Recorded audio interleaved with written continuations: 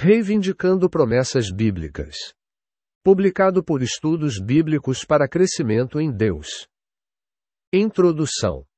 Quando eu era um jovem crente, disseram-me que a Bíblia era a palavra de Deus. Eu deveria lê-la como se cada palavra nela fosse dirigida a mim pessoalmente. Quando você ora, diziam-me, você fala com Deus. Quando você lê a Bíblia, diziam-me, Deus fala com você. A Bíblia está cheia de promessas e mandamentos, disseram eles. Todos os mandamentos são para você obedecer. Todas as promessas são para você reivindicar. A própria Bíblia parecia apoiar o que eles estavam dizendo.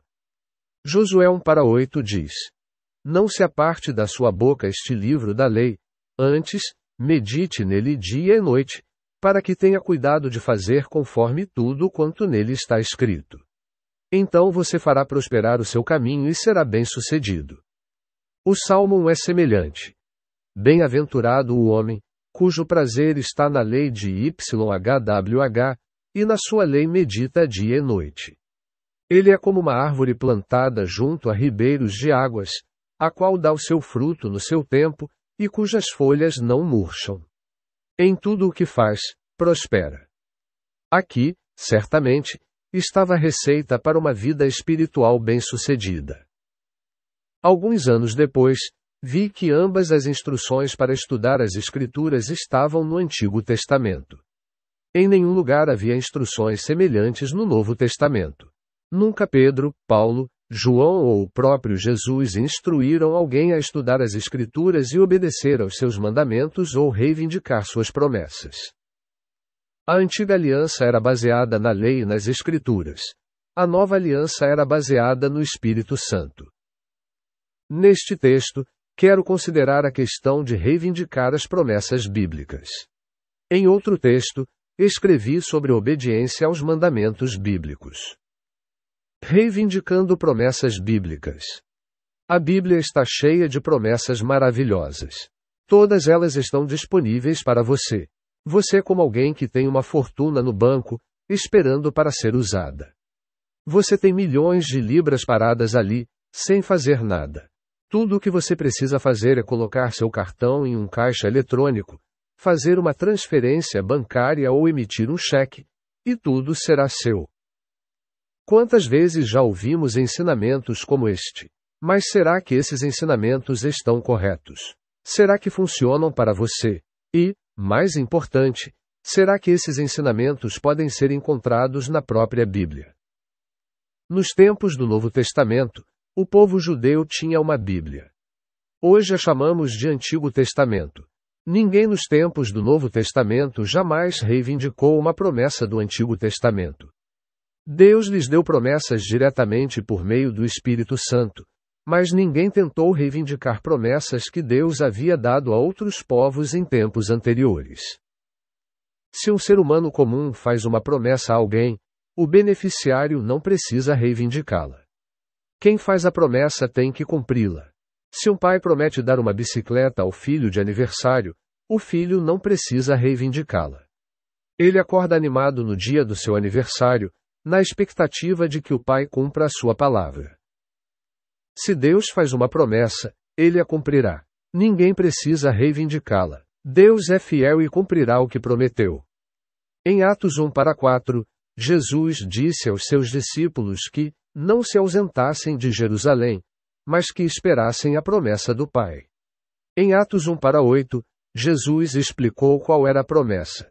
Recebereis poder, ao descer sobre vós o Espírito Santo, e sereis minhas testemunhas. Ele não lhes disse para reivindicarem a promessa do Pai. Apenas lhes disse para esperarem por ela. Foi exatamente isso que fizeram. Todos perseveravam unanimemente em oração e súplicas, Atos 1:14 da manhã. De fato, Deus cumpriu sua promessa. 10 dias depois, no dia de Pentecostes, todos ficaram cheios do Espírito Santo. Como Deus fala? Deus pode falar com as pessoas de inúmeras maneiras diferentes. Ele falou com Balaão por meio de uma jumenta, mas esse certamente não é o seu método normal de falar. Tanto na Bíblia quanto na experiência de muitas pessoas, Deus falou e ainda fala por meio de sonhos, mas sonhos ainda não são a sua maneira normal de falar. Qual é então a maneira normal de Deus falar com as pessoas? Sob a antiga aliança, Deus normalmente falava por meio de profetas. O Antigo Testamento, ao longo de suas páginas, nomeia 20 ou 30 profetas por meio dos quais Deus falou. Ele falou por meio de Abraão, depois Moisés e muitos outros, incluindo profetas importantes como Isaías, Jeremias e Ezequiel, e depois profetas menores, terminando com Malaquias. É claro que pode ter havido muitos outros profetas nos tempos do Antigo Testamento que não foram nomeados na Bíblia. Uma grande mudança ocorreu na nova aliança. Jeremias profetizou: "Farei uma nova aliança com a casa de Israel e com a casa de Judá. Não mais ensinará cada um ao seu próximo, nem cada um ao seu irmão, dizendo: Conheça o Senhor, porque todos me conhecerão, desde o menor deles até o maior, diz o Senhor." Júnior 31,34. A essência dessa profecia é que as pessoas comuns não dependeriam mais de mestres humanos, como profetas, para ouvir a voz de Deus. Elas ouviriam diretamente de Deus por si mesmas. O profeta Joel fez uma profecia semelhante à que Pedro citou no dia de Pentecostes. E acontecerá, depois, que derramarei o meu espírito sobre toda a carne. Os vossos filhos e as vossas filhas profetizarão, os vossos anciãos sonharão, e os vossos jovens terão visões. Até sobre os servos e as servas, escravas, naqueles dias derramarei o meu espírito. Joel 2:28 da manhã, 29. Ouvir a voz de Deus e profetizar não estaria mais restrito a pessoas especialmente escolhidas. Deus falaria diretamente até mesmo aos jovens e, dá para acreditar, até mesmo aos escravos e escravas. Isso significa que o método normal de Deus falar com as pessoas na nova aliança é direta e pessoalmente por meio do Espírito Santo. Sem dúvida, Deus pode fazer promessas às pessoas quando elas leem promessas feitas a elas na Bíblia. Sem dúvida, Deus pode fazer promessas às pessoas por meio de outras pessoas, como pastores ou profetas. Mas o método normal pelo qual Deus faz promessas às pessoas na nova aliança é direta e pessoalmente a elas, por meio do Espírito Santo. Propósito da Bíblia. Qual é o lugar e o propósito da Bíblia para nós? É o manual de Deus para a nossa vida espiritual. A própria Bíblia nos esclarece sobre essa questão. O apóstolo Paulo fez uma declaração clara ao seu jovem discípulo Timóteo, nomeando 4 propósitos das Escrituras. Toda a Escritura é inspirada por Deus e proveitosa para ensinar, para repreender, para corrigir, para instruir na justiça, para que o homem de Deus seja apto e plenamente preparado para toda boa obra. 2 Terámetros 3:16 da manhã, 17. O próprio Paulo utilizou as Escrituras hebraicas, Antigo Testamento, dessa maneira, especialmente para ensinar. Ele usou a história de Abraão para ilustrar o ensino da justificação pela fé em suas cartas aos Romanos e aos Gálatas. Mateus demonstrou que Jesus era o Messias ao mostrar como ele cumpriu as Escrituras. Repetidamente, ele falou sobre o cumprimento das Escrituras. Ele estava usando o Antigo Testamento para ensinar. A carta aos Hebreus usa o Antigo Testamento para mostrar que Jesus era superior a todos os profetas das Escrituras. Os 2 primeiros versículos estabelecem o tema de todo o livro. Há muito tempo, Deus falou muitas vezes e de muitas maneiras aos nossos pais por meio dos profetas, mas nestes últimos dias falou-nos por meio do Filho, a quem constituiu o herdeiro de todas as coisas, por meio de quem criou o mundo. HB 1,2. Novamente, usando o Antigo Testamento para o ensino. Jesus usou as Escrituras em seu confronto com Satanás no deserto. Ele citou 3 vezes versículos de Deuteronômio. Mas ele respondeu: está escrito: nem só de pão viverá o homem, mas de toda palavra que sai da boca de Deus. MT 4:4.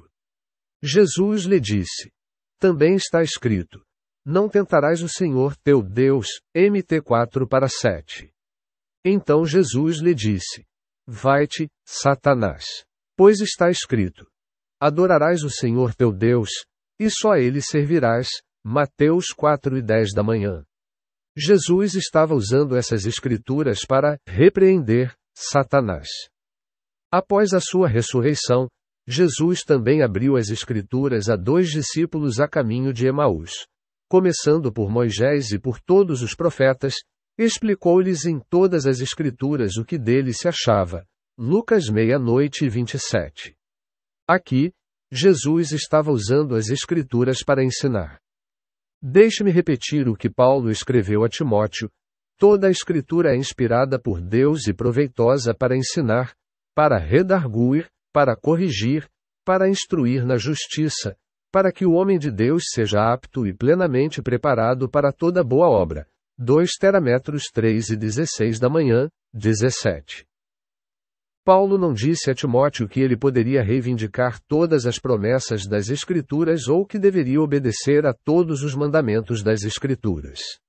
Em vez disso, disse a Timóteo que as Escrituras eram as ferramentas de que ele precisava para o seu ministério. Todos os escritores do Novo Testamento usaram as Escrituras da mesma maneira. Elas são o modelo de como devemos usar as Escrituras. É assim que pretendo usar as Escrituras em meus escritos. Exemplos de promessas bíblicas. Na Bíblia, Deus certamente fez promessas a indivíduos e a grupos de pessoas, especialmente à nação de Israel. Algumas dessas promessas eram condicionais e outras, incondicionais. Uma das promessas bíblicas mais conhecidas é 2 Cr 7:14 da manhã.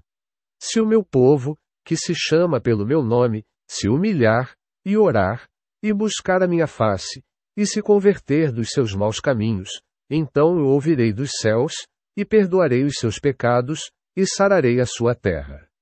Esta foi uma promessa condicional que Deus fez ao povo de Israel. Eles não podiam simplesmente reivindicar isso. Eles tinham que obedecer às suas condições.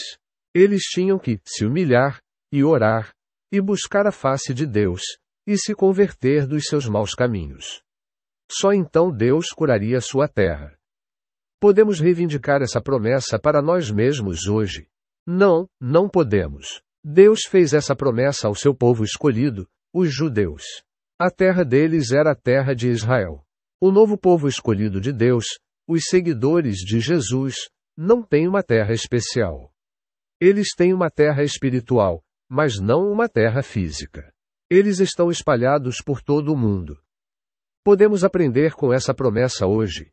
Sim, podemos. Podemos aprender com tudo o que está na Bíblia. Deus pode nos fazer uma promessa semelhante, se quiser, e devemos então obedecer às suas condições. Mas não há como reivindicar automaticamente uma promessa que foi feita a outras pessoas em outro momento e em circunstâncias totalmente diferentes. Em Atos 1:8, Jesus fez uma promessa aos seus discípulos: mas recebereis poder, ao descer sobre vós o Espírito Santo, e sereis minhas testemunhas tanto em Jerusalém como em toda a Judéia e Samaria, e até aos confins da terra. Aqui, não havia condições. Jesus simplesmente disse aos seus discípulos que esperassem: permanecei na cidade até serdes revestidos de poder do alto. Lucas 00:49. Deus então a cumpriu maravilhosamente no dia de Pentecostes. Podemos reivindicar essa promessa para nós mesmos? Não. Jesus fez essa promessa após sua ressurreição aos seus 11 discípulos restantes. Ele havia passado 3 anos treinando-os para a missão. Você ou eu podemos ser crentes há muitos anos ou podemos ser novos na fé, mas nenhum de nós está na mesma posição daqueles 11 discípulos. Obviamente, também não somos chamados para ser suas testemunhas em Jerusalém, Judéia e Samaria. Podemos aprender com essa promessa? Sim, se quisermos servir a Deus de alguma forma significativa, precisamos do poder do Espírito Santo e devemos esperar em Deus até recebermos esse poder, se ainda não o recebemos. Palavras hebraicas e gregas traduzidas como promessa. Qual é a palavra hebraica traduzida como promessa na Bíblia? Você pode se surpreender ao saber que não existe uma palavra específica. Por exemplo, no SL 105/42, porque ele se lembrou da sua santa promessa, a palavra hebraica traduzida como promessa é davar, que é frequentemente traduzida simplesmente como palavra. Para Deus, não há diferença entre uma palavra e uma promessa. Se Deus diz que fará algo, não precisa prometer. Sua palavra é suficiente. Ele o fará. Deus não é homem, para que minta. Números 11:19 da noite. Ninguém precisa reivindicar a palavra ou a promessa, nem lembrar a Deus o que ele disse. Sua palavra é suficiente. Ele a cumprirá.